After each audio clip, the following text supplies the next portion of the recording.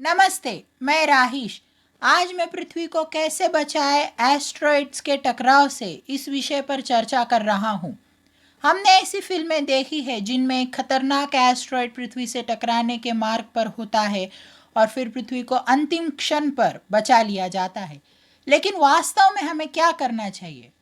Asteroids के मार्ग को बदलने का सबसे प्रचलित तरीका है परमाणु हथियार का इस्तेमाल करना।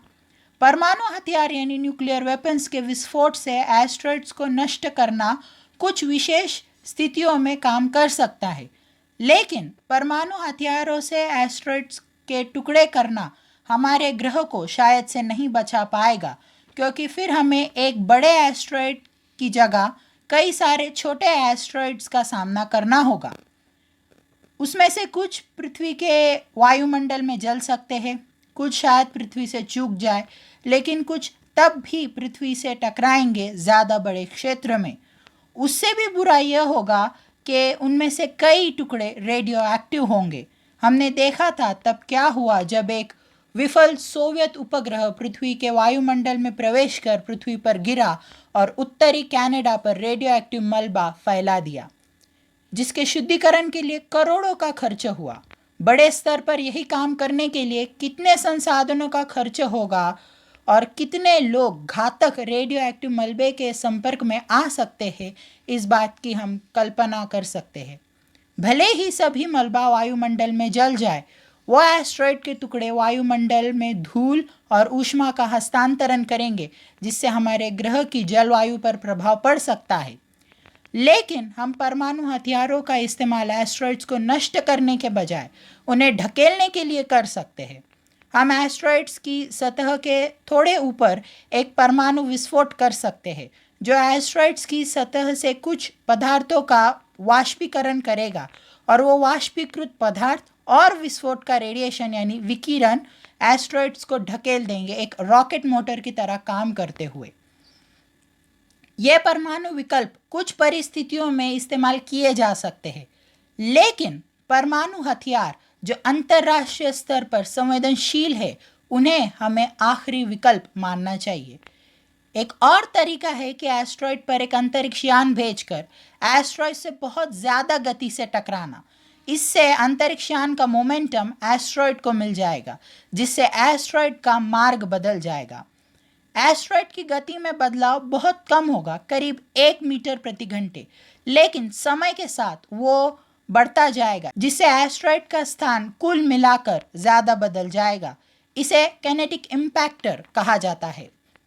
ये ऐसा ही है जैसे किसी कार से एक ज़्यादा गति से चलती बाइक की टक्कर होती है, और जैसे ही बाइक की टक्कर होती है, कार का भी स्थान थोड़ा बदलता है। लेकिन सभी एस्ट्रॉइड्स एक प्रकार के नहीं होते। कुछ चट्टान से बने होते हैं, कुछ धातु से, कुछ इन दोनों के संयोग से। लेकिन ज़्यादातर एस्ट्रॉइड्स कई सारे छोटे पत्थर, कंकर और बजरी रेत से बने होते हैं, जो बहुत अव्यवस्थित रूप से गुरुत्वाकर्षण से जुड़े रहते हैं। इन्हें रबल पाइल एस्ट्रॉइड्स कहते हैं। इनके लिए हमें चाहिए ग्रेविटी ट्रैक्टर। यह एस्ट्रॉइड तक पहुंचकर एस्ट्रॉइड की सतह के ऊपर उड़ता है, उदाहरण के लिए आयन थ्रस्टर्स का इस्तेमाल करके। इस अंतरिक्ष यान का गुरुत्वाकर्षण रहेगा ब्रह्मांड में द्रव्यमान यानी मास वाली हर एक चीज़ की तरह, और ऐसा ही एस्ट्रॉइड के बारे में रहेगा। इसलिए एस्ट्रॉइड और अंतरिक्ष यान का गुरुत्वाकर्षण उन्हें करीब खींचेगा, और फिर हम अंतरिक्ष यान को संचालित कर सकते हैं, और एस्ट्रॉइड और अंतरिक्ष यान के बीच का गुरुत्वाकर्षण एस्ट्रॉइड को अपने मार्ग से खींच लेगा। एक अच्छा उदाहरण होगा एक ट्रक का वजनी उपकरणों को ले जाना। अंतरिक्ष यान को ट्रक की जगह और एस्ट्रॉइड को वजनी उपकरण की जगह माना जा सकता है, और दोनों के बीच का जोड़ उनके बीच का गुरुत्वाकर्षण होगा।